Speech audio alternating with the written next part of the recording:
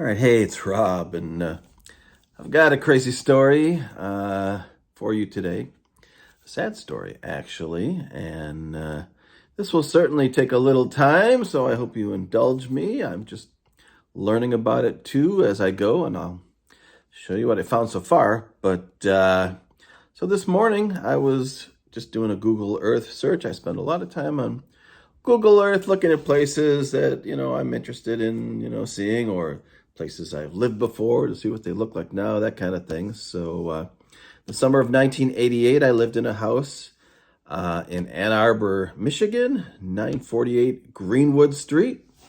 I went and Googled that, and besides a paint job, the house looks pretty much the same. It was a very nice house when we lived in it. Sadly, it was not nice when we left.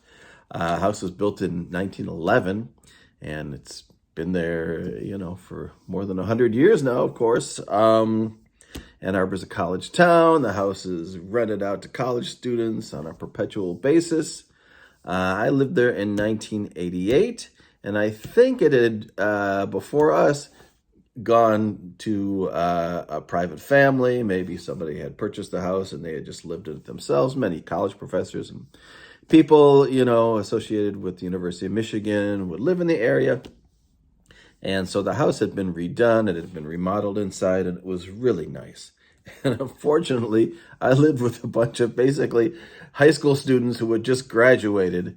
And somehow I ended up in this group of guys who, like to drink and party and whatever. And the house was just trashed by the time we left that summer. It was very sad. It really was not a fun summer for me. Anyway, so that's really, not related to this story in any way, other than this is where I lived in the summer of 1988, and this is where this story takes place. So apparently what happened was next door to us, I think it was 952 Greenwood, a young kid named Barry Rothstein, 12 years old, was murdered by a neighbor. Of course, we never knew any of this at the time. This was 45 years before I ever lived there, and it's been 80 years since then now. But so this poor kid, 12-year-old kid, Barry Rothstein, was murdered next door.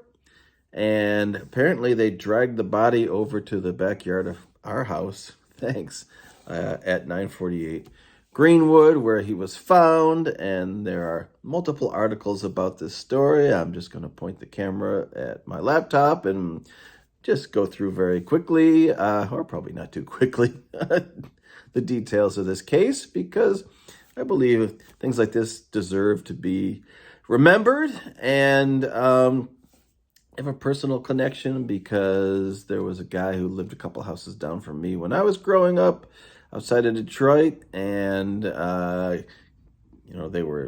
maybe they were in high school already, middle school, high school. I think they were in high school, maybe 9th or 10th grade. A couple kids playing around with a firearm, accidental shooting, and my neighbor was killed. There's nothing about him at all. There's nothing. You can't look, you can't research, you can't Google, you can search his name. It's like he never existed. So it's pretty amazing that this guy, this kid, Barry Rothstein, who was only 12 at the time, there's all this information about him and the unfortunate events that transpired.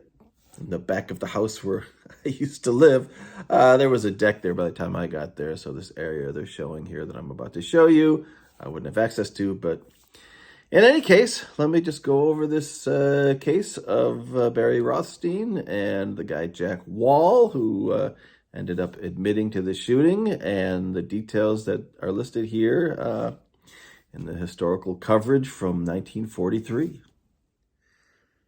All right, so we're going to start with the article here from November 20th, 1943. The murder actually took place on November 19th, the day after my birthday.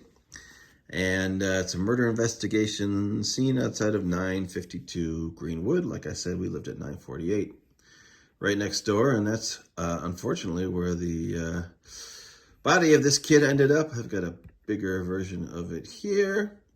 And so right here, apparently that's the body of Barry Rothstein. You'll see a photo of him to the right there. It says he's 13, but I believe he was 12. He had not been bar mitzvahed yet. He was Jewish, and that's part of the story, that they thought for a time that he was killed just because he was Jewish, and kids in the neighborhood didn't like him. It's hard to believe. Ann Arbor is a very liberal, and many Jewish people live there now, but apparently at the time during the war that was not the case, and a lot of private citizens who weren't connected to the university lived there too, had different backgrounds from people who were professors at the University of Michigan, things like that. My mom went there too, so there's a big Jewish population of students there today, as there was, in years past.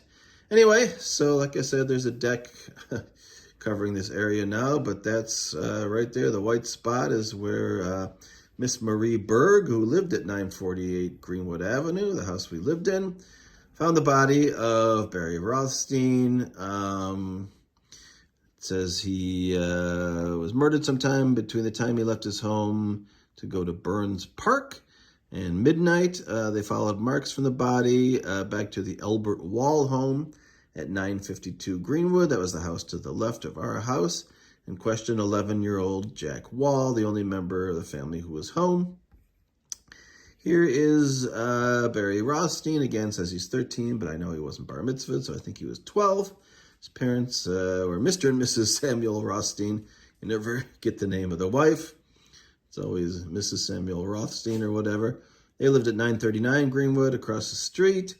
And his body was found again at 948 Greenwood, 925 in the morning. Here's a picture of the back staircase of 939. They're saying bloodstains and things like that. It's hard to really tell. Oh, there's things that are circled. There are many circles here. There's a circle here, a circle there. Well, I guess they're looking at something. All right, and so the basic facts of the story are as follows. He attended Tappan School, which I think pretty sure was there at least when I was there, and maybe is still there now. I guess it's one of the area middle schools, or it was. Barry Rothstein was found dead, his face covered with blood.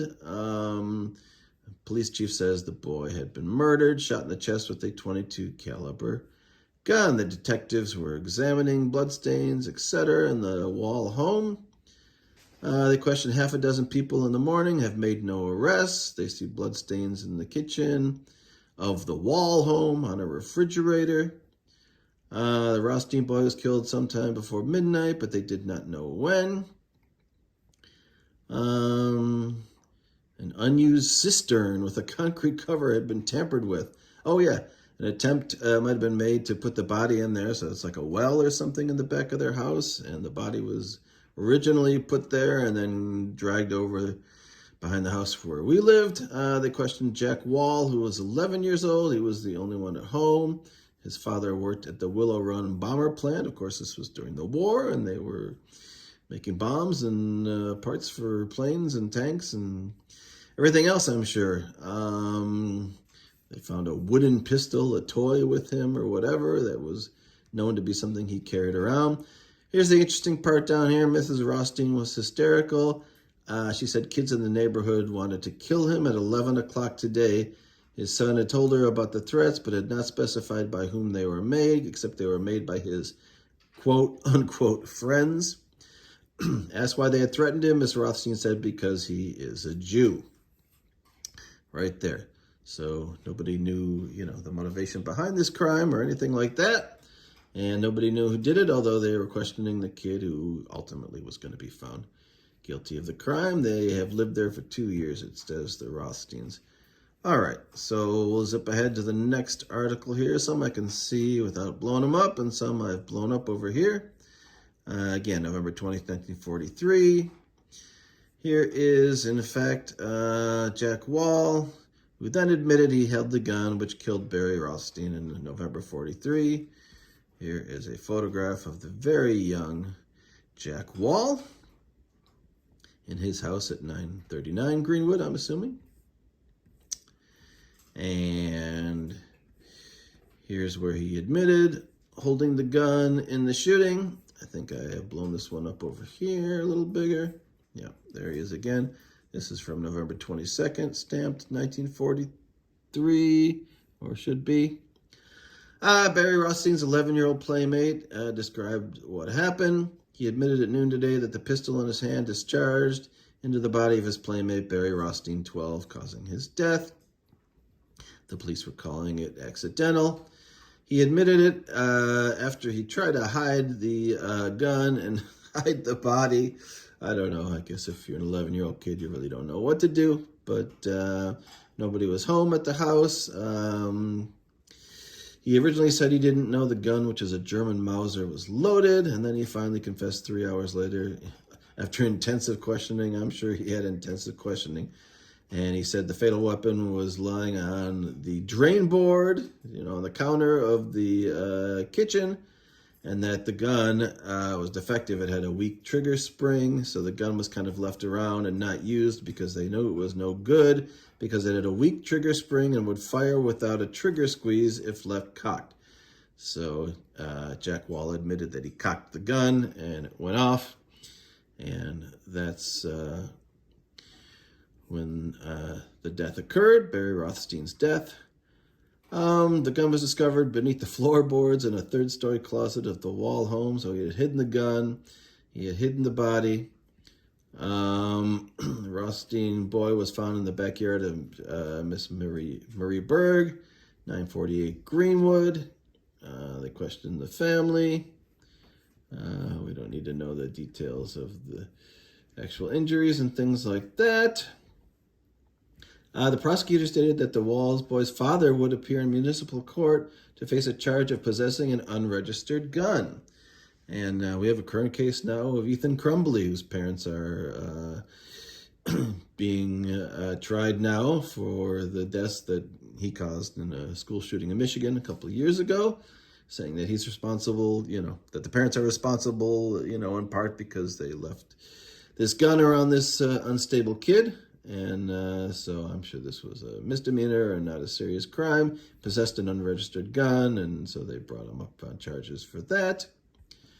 The story of the accident was that he let him in his home at 4:30 Friday. Barry asked to see the gun he knew was owned by Jack's father. They climbed up on the stove, pulled the gun from a cupboard, laid it down on the sink drain board while he climbed down.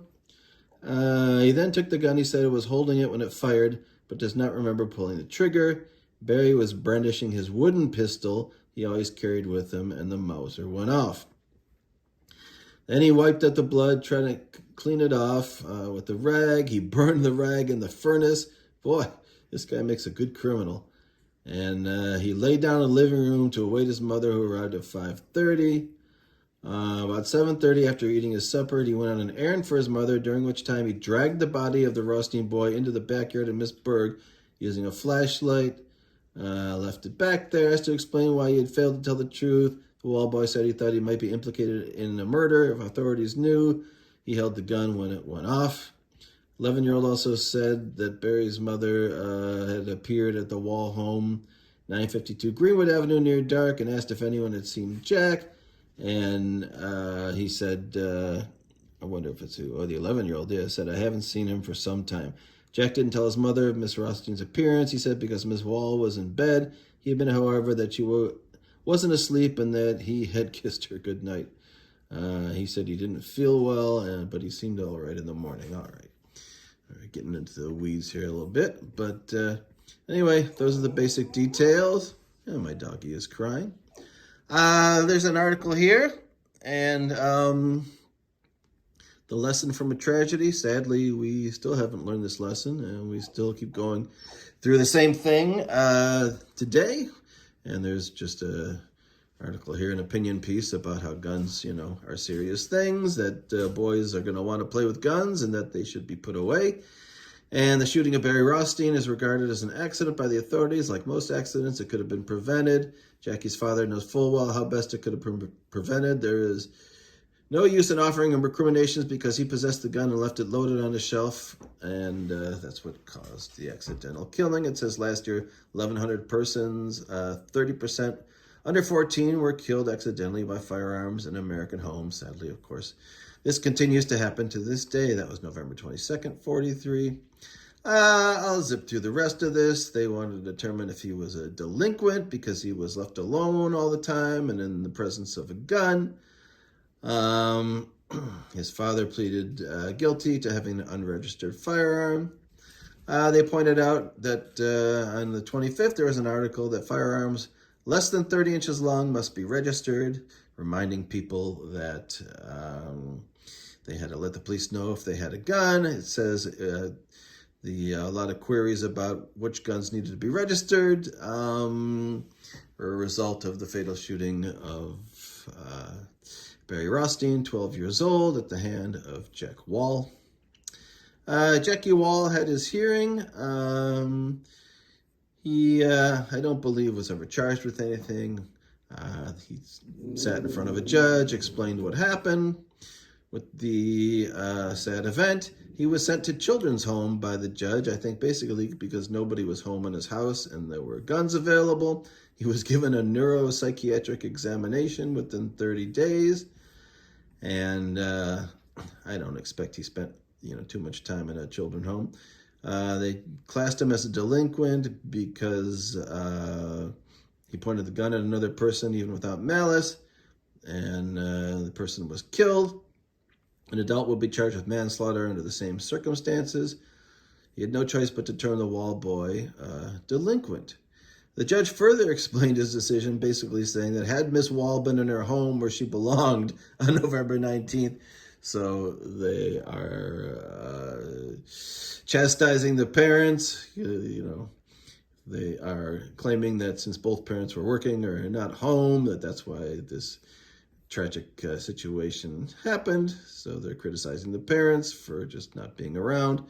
The home is the main unit of society of the nation, and it must be maintained at all costs.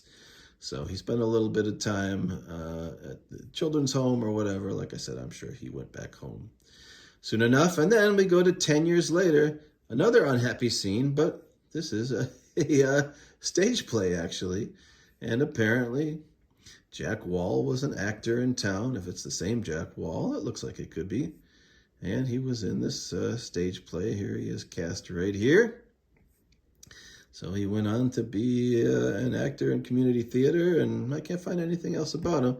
But this kid got around. There are lots of pictures of Jack Wall around. Here's a better one. So here's Jack Wall right here. It looks like the same kid. His hair is a little darker, and he's a little older, but there he is in the community theater 10 years later, living his life.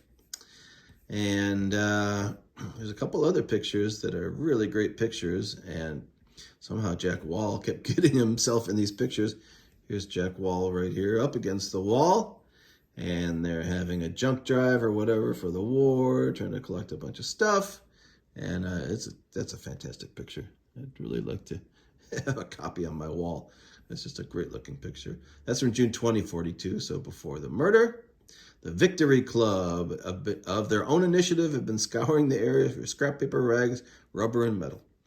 And finally, we see Jack Wall here, 35, so he was a lot younger there. 35, is that possible?